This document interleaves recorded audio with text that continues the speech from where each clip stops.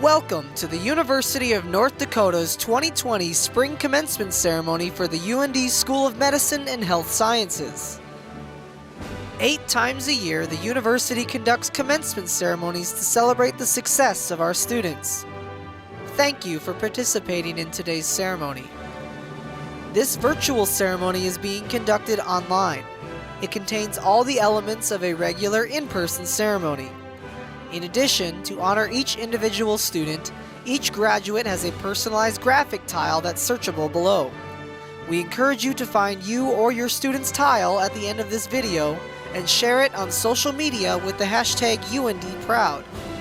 Thank you for your resilience and congratulations, class of 2020.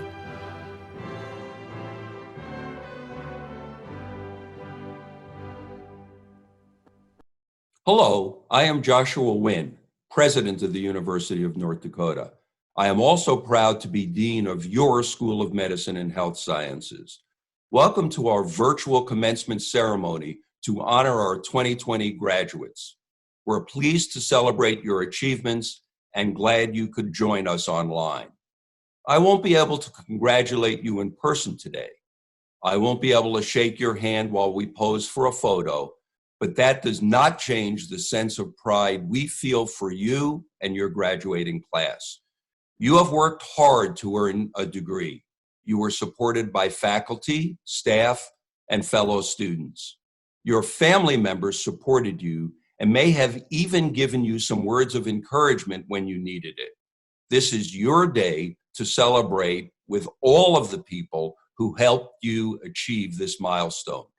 Please find time today to thank those special people for being part of your journey.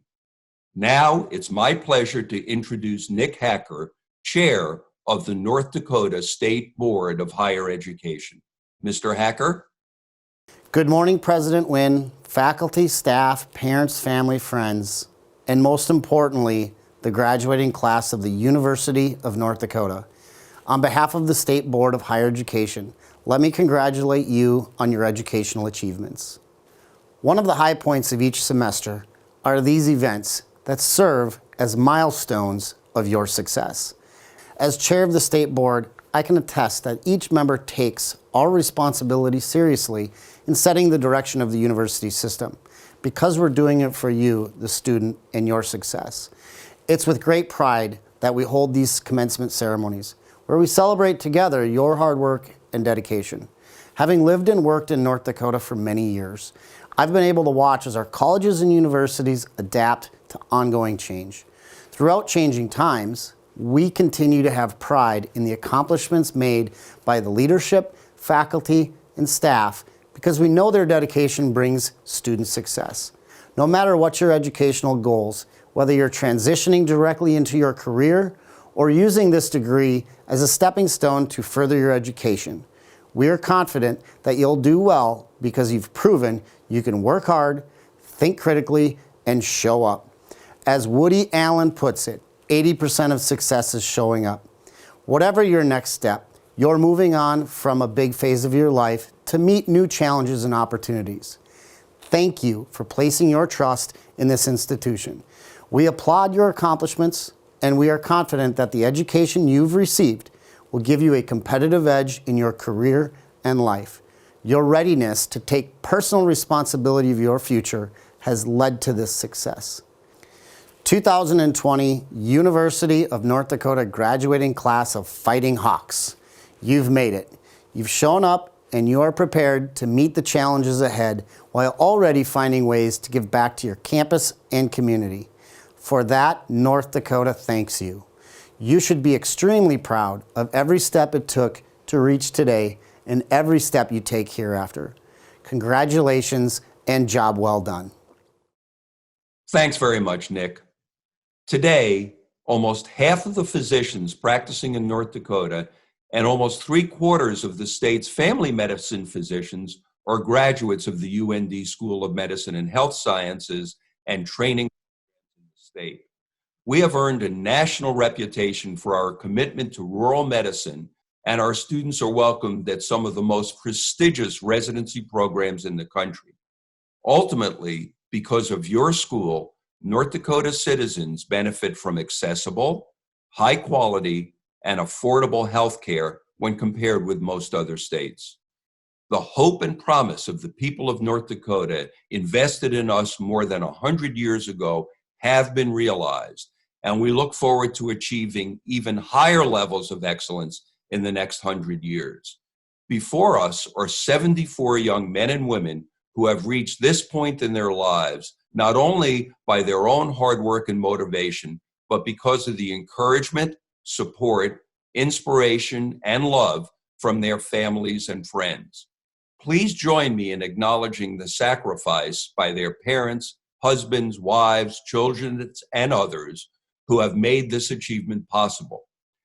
And soon to be graduates, please find time today to thank those special people for being part of your journey. You may be interested to know that the students ranged in age from 19 to 32 years upon entering medical school. They came to medical school from throughout North Dakota and the region, from the state's largest cities to its smallest, from places such as Hunter, Munich, Fargo, and Grand Forks. Most of these students hold undergraduate degrees in biology or science disciplines, but others have academic backgrounds in areas as diverse as economics, chemical engineering, physics, psychology, zoology, and nursing. Their varied backgrounds in interests, talents, and hobbies have helped to prepare them to be good physicians and will serve them well as they move into their professional careers. The vast majority of the class received one of their top choices for residency training after medical school. Our students will continue their education for at least 3 additional years of training. They are moving on for training in North Dakota, as well as at the finest institutions throughout the United States. These graduates will be moving to esteemed programs such as the Mayo School of Graduate Medical Education. They also will be found at residencies in Washington, Iowa, Georgia, Michigan, Nevada, Hawaii, Michigan, Minnesota, and North Dakota. For those of you who are going out of state, we invite you to come back to North Dakota to practice after your residency training. At this time, I would like to recognize several honored faculty members. In large measure, the quality of our medical education program is dependent on the many physicians throughout the state who have served as volunteer faculty members. They have added and incorporated this activity into their daily medical practice and welcomed our medical students to learn from them and their patients.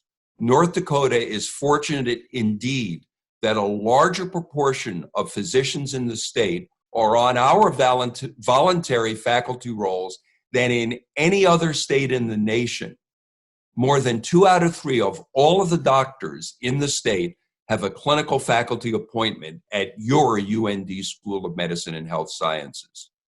The school honors some of these faculty members with the Dean's Special Recognition Award for Outstanding Voluntary Faculty. These individuals have gone above and beyond the call of duty in giving our students the benefit of their time, experience, knowledge, and wisdom gained from years of caring for patients. By example, they have served as superior role models and encouraged our students to define and adopt the highest standards of medical practice. It is my pleasure to present the following volunteers with the Dean's Recognition Award for Outstanding Voluntary Faculty. Dr. David Teige, Associate Professor of Internal Medicine. Dr. Jonathan C. Olivas, Clinical Assistant Professor of Psychiatry and Behavioral Science. Dr. Allison Horniak, Clinical Assistant Professor of Pediatrics. Dr. Peter Alkleneman, Clinical Assistant Professor of Obstetrics and Gynecology. Dr. Megan Miller Pancrantz, Clinical Assistant Professor of Obstetrics and Gynecology. Dr. Richard Horeca, Clinical Assistant Professor of Family and Community Medicine. Dr. Laura M. Nichols, Clinical Assistant Professor of Internal Medicine. The graduating class also selected the following outstanding physicians: Dr. Jessica Sidevi, clinical instructor of obstetrics and gynecology, Bismarck campus; Dr. Devendarath Munuru, clinical associate professor of internal medicine, Fargo campus; Dr. James A. Miles, clinical assistant professor of neurology, Grand Forks campus; Dr. Earl Dahl Deary, clinical associate professor of internal medicine, Minot campus. Congratulations to each of you for the recognition and honor you have achieved. It is now my honor to introduce our keynote speaker, Dr. Walter Kemp. He was selected by our graduating class, and we are delighted that he accepted their invitation to bring you his virtual keynote address. Dr. Kemp is an associate professor of pathology at the UND School of Medicine and Health Sciences. He has received several awards of recognition from our students, including the Outstanding Teacher Award, the Golden Apple Award, and the Portrait Award. Please welcome Dr. Walter Kemp. We all know that this is not the way you ever envisioned your graduation ceremony to occur, and I don't think there is any need to comment further, other than I am sorry for your loss of this memorable moment with family, friends, and classmates. But now, I am just going to pretend that we are all sharing the Chester Fritz Auditorium and proceed as such. To the class of 2020, you have many excellent physician role models and other well-qualified individuals to choose from. But you chose me to give your commencement speech, and for that, I am very highly honored.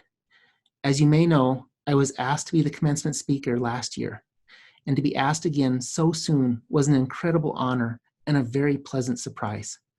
I feel a strong connection to your class, and I will always look at the opportunity that I had to teach you as a significant and positive portion of my career. All I can say is thank you for the privilege to address you today. This is equally the greatest honor ever bestowed upon me. Thank you. Mitch Messner graduated in the class of 2019. Without going into details, we met briefly when he was a first-year medical student, and then later I saw him again. He remembered me, but I did not remember his name, because at that time I concentrated most on learning the names of the second-year students.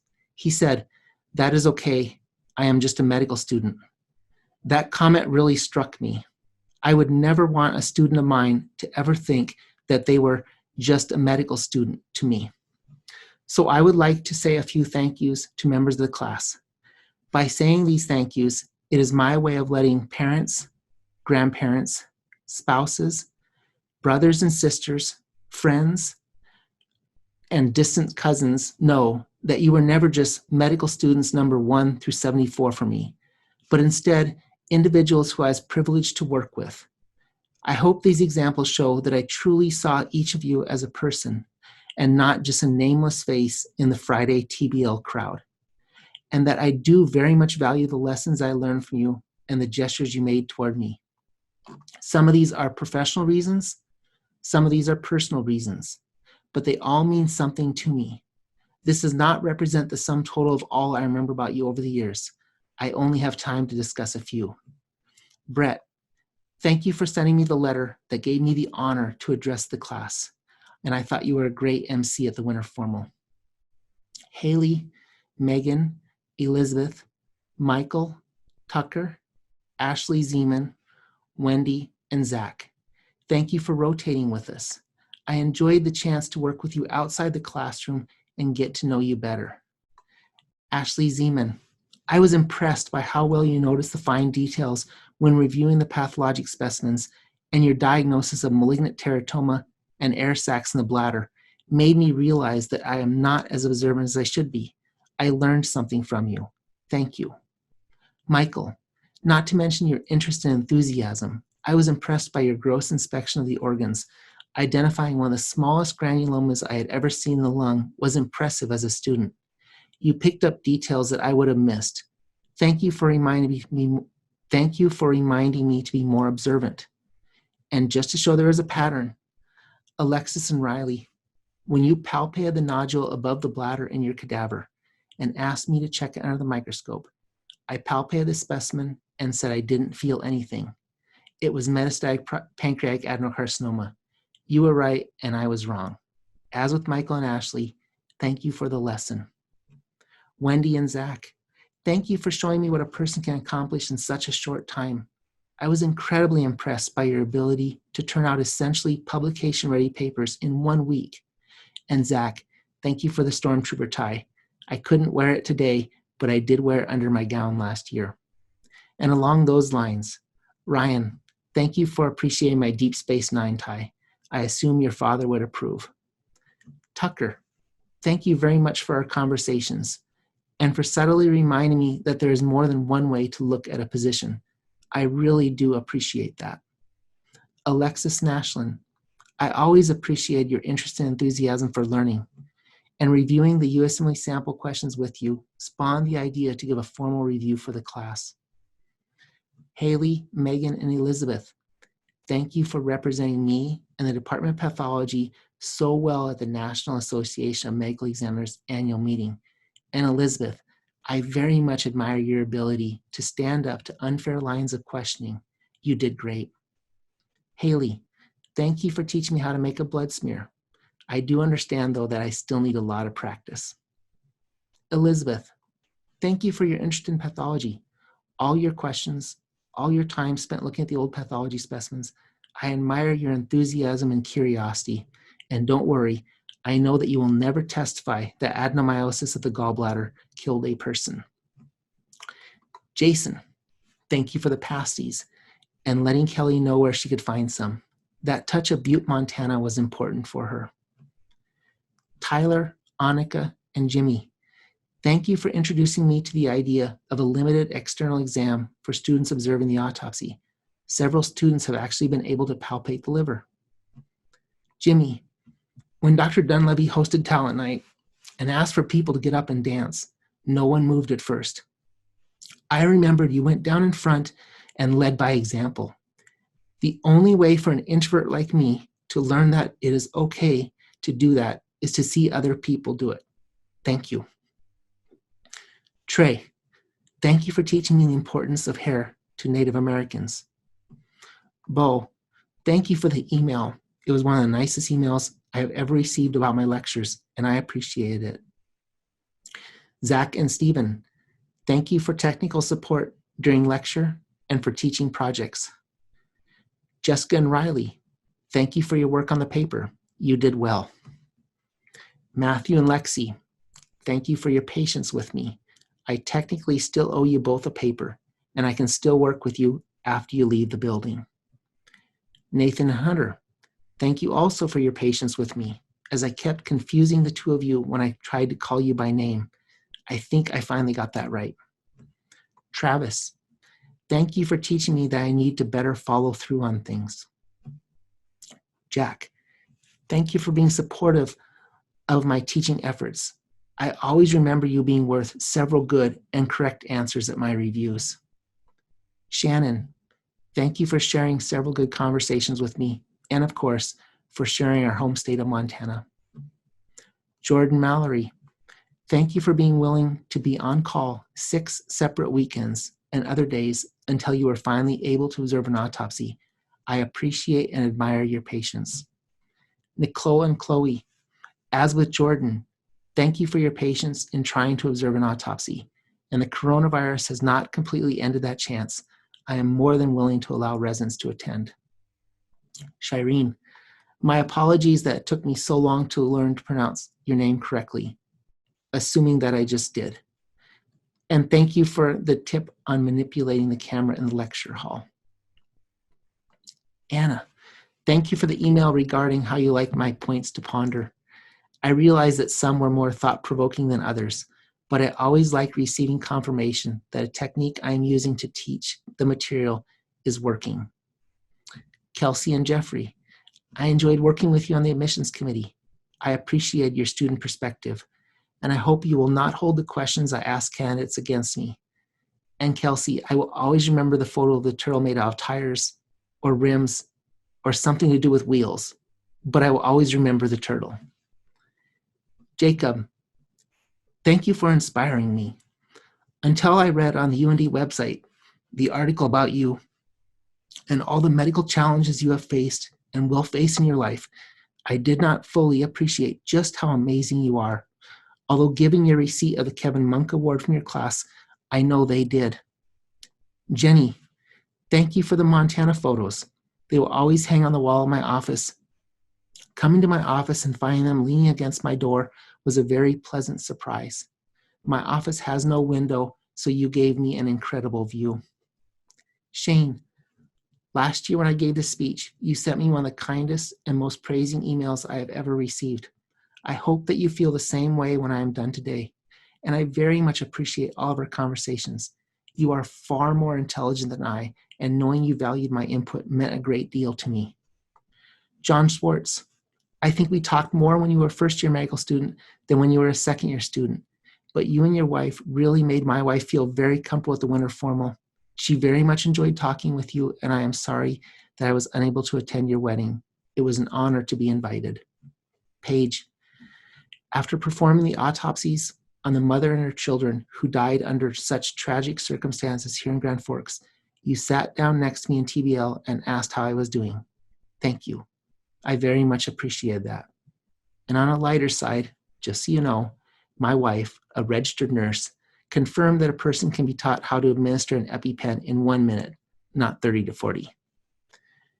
And this is a long list, and I apologize, but Ashley Skonechny, Trevor, Jared, Grant, Austin, both Alexes, Liz, Ellen, Ian, Brooke, Jordan Lindholm, Andrew, Camille, Kirsten, Kristen, Eric, Vanessa, Lisha, Erica, Ben, Logan, Emily, Grace, Whitney, Thomas, Natasha, Navina, Nick Hopkins, and Shelley.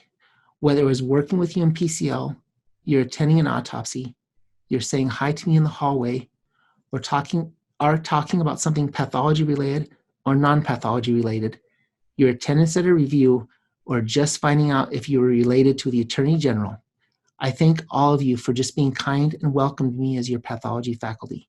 That makes things so much easier. Ezra, Anaz, Nicholas Geiger, I think I saw you each in the building like once, maybe, but that is okay. During my second year of medical school, I attended a total of 20 class sessions the entire year. One day, while skipping class, I ran into the vice chairman of the Department of Pathology in the hallway, who would later write me a letter of recommendation. I admire that you went through medical school on your own terms, and obviously successfully. Alexis, please don't let me be your guide at the Minnesota airport ever again. And finally, Nick Caldwell. I will never forget one review session where I put up an image and you said it had to have been a homicide. I was confused because it was a cross-section of the brainstem lying on a towel. So I asked why, and you said, well, with the shag rug, it couldn't have been anything else. I will never forget that comment. And since commencement day was supposed to be on Mother's Day, thank you to all the mothers, including my mother, who would have driven 991 miles. Again, she, like me, knows that speaking to you is a great honor. So why me? I can list all 6 bounty hunters on Empire Strikes Back. I know the real way that Thanos acquired the Infinity Stones.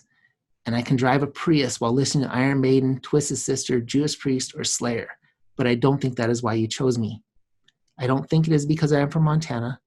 It is not because I'm a UND graduate. It is not because I am famous or well-known. It is not because I am a phenomenal lecturer. I know that Dr. Carr, Dr. Dunleavy, and others have me beat in that category. It is not because I am the best physician role model. Many of you are going into pediatrics. In the NICU, when I was in medical school, I was so afraid to pick the kids up because I thought I'd break them. Many of you are going into surgery. I don't have the self-confidence or the skills necessary to be a surgeon. I know little about the general state of medicine. If you wanted to talk about that, you would have picked Dean Wynn or Dr. Basson, as they are far more knowledgeable on that subject than me. So the only reason that I can see that you gave me the honor of being your commencement speaker is that I somehow earned your respect and you saw in me traits that you admired. This is my last chance to teach you. So I'm going to talk about the 5 traits that I think I possess that caused you to choose me as your commencement speaker. And I won't say I always perfectly model these traits, that is for sure. But trait number 1, respect everyone as equals. How do I think I do this? First, learn everyone's name that you work with. Consistently in the medical students' reviews of me, that I do this is frequently praised, sometimes above all else. Learning people's names works wonders. It shows them you care. Second, don't get too caught up with the title of doctor. I told you about Dr. Beckwith, a giant among physicians, who would not talk to me unless I called him Bruce. He said everyone called him Bruce, from the clinicians to the medical students and residents to the custodians and other staff. Following in the steps of a giant in medicine, I hope you all will call me Willie. Finally. And last but not least, there is a quote I always remember. The graveyard is full of indispensable men. The correct version, of course, would be indispensable people. But remembering that quote always helps me maintain perspective. Remember, none of us are indispensable. Trait number 2, admit you don't know everything and listen to others when they identify an error. I'll refer to my thank yous above, and I'll also remind you of the times you brought to me errors in my slides, errors in my notes, things that I corrected. In addition, one of the best lessons I have ever learned in my life was to listen to other people. I am very opinionated, if you haven't noticed, and I have found that often other people have a different opinion than my own, and I have come to realize that often their opinion is better. Trait number 3, keep on learning. I believe I told you the story about when I was a second-year resident and we were tracing either the motor or sensory pathway during brain cutting. And I was asked to name a structure. Not only did I name the wrong structure, I named a structure in the wrong pathway. That was as a second-year resident. I've kept on learning, and I've obviously gotten better since that time, but only because I've kept on learning. If you ask me a question in lecture that I did not know, I always tried to learn the answer and get back to you. Keep on learning. Trait number 4, be enthusiastic. I cannot teach you how to do this. And if you are faking it, people will know. But find something in medicine that you love and show, not tell, that to others. Trait number 5, and most important, always do more than is required of you. I wish that was my quote, but it wasn't. General Patton said it long before I did. But I think it is the best principle to go by. My example is this. In Dallas, I did what I did here. I learned students' names. I gave optional pathology reviews. And one of the microbiologists noticed me. And then when McGraw-Hill contacted him looking for somebody to write a pathology book, he recommended me. If I hadn't stood out, that never would have happened. No one told me to give you reviews. No one told me to learn your names. I just thought that it was the right thing to do. And I truly believe that if I had not done those things, that I would not be standing before you today. I would just have been another lecturer, albeit with some neat Montana and Scotland photos. At our senior colloquium, we had a week of various lectures on various topics, and I only remember one sentence when the infectious disease doctor said, "Don't let me die without giving me doxycycline." That is the only sentence I remember. So if you remember only one thing from my speech today, please remember that. Always do more than is required of you. I promise you that if you follow this one idea, people will notice. And I know what you are saying. Hey, I'm graduating from medical school. I already do that. Yes, but so is everyone else who is starting residency this year. If you want to stand out, always do more than is required of you. When I talked about my speech last year with Kelly, my wife, she had a couple ideas. Number 1, always remember where you come from and who supports you. I think there are 2 meanings behind this. Becoming a doctor is tough, and people helped us, and that they will be there for you again if you need them. But also, even though being a doctor is tough, in many, if not most cases, your patients often have it much tougher.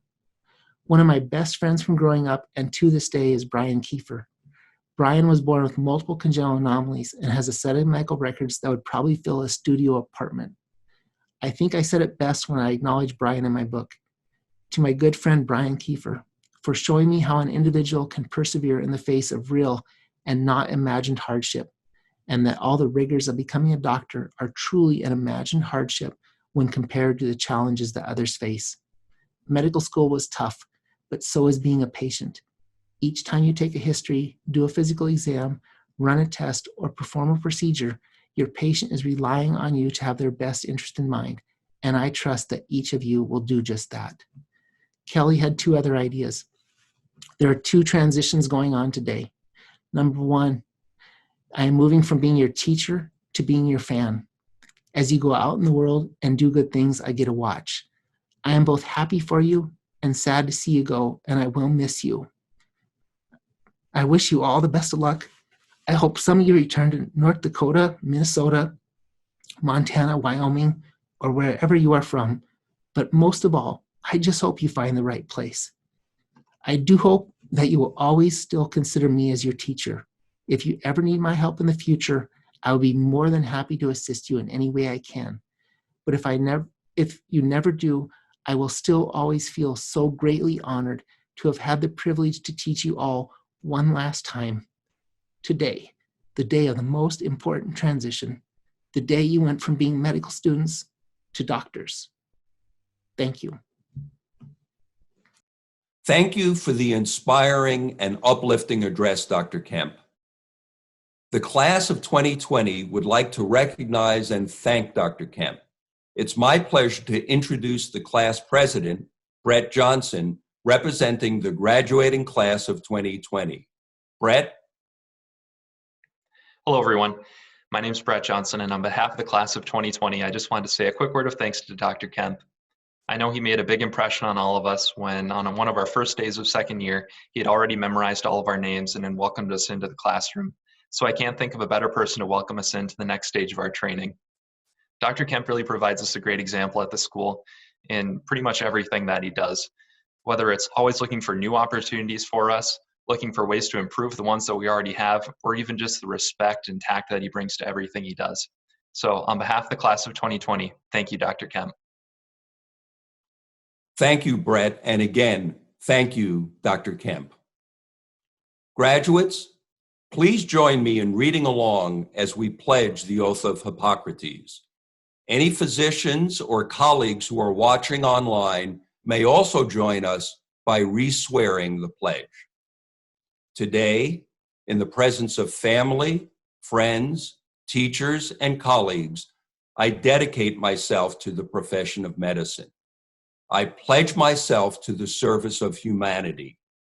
I will use my skills to care for all in need without bias and with openness of spirit. The health of my patients will be my first concern. I vow to hold sacred the bond between doctor and patient. I will hold in confidence all that my patients entrust to me. I will strive to alleviate suffering. I will respect the dignity and autonomy of my patients in living and in dying. As a physician, I recognize my duty to society. I will work to promote health and prevent disease. I will advocate for the welfare of my community. Even under duress, I will not use my knowledge or my skills against humanity. I will acknowledge my limitations and my mistakes so that I may learn from them. To uphold these responsibilities, I will maintain my own well-being and the well-being of those close to me. I will promote the integrity of the practice of medicine. In the tradition of my profession, I honor all who teach me this art. Through honest and respectful collaboration with my colleagues, I will uphold the highest standards in the service of patients. I will seek new knowledge, re-examine ideas and practices of the past, and teach what I have learned. Above all, the health of my patients will be my first concern. I take this oath freely and upon my honor. The next segment of today's ceremony involves the conferring of degrees. As candidates, you have completed all the requirements for the degree of Doctor of Medicine. Upon the recommendation of the faculty, and by the authority of the North Dakota State Board of Higher Education, I confer upon you the degree of Doctor of Medicine with all the rights, privileges, and responsibilities pertaining thereto. At the end of this video, you may also search your name and hear our announcer officially recognize your degree. Congratulations to all of you. This has been an extraordinary time, but you are an extraordinary class that has responded to COVID-19 with perseverance, tenacity, resolve, and good humor. You are leaders in action. We're going to end with the University of North Dakota alma mater. Thank you for participating in our first ever virtual commencement ceremony for your UND School of Medicine and Health Sciences. Once again, congratulations.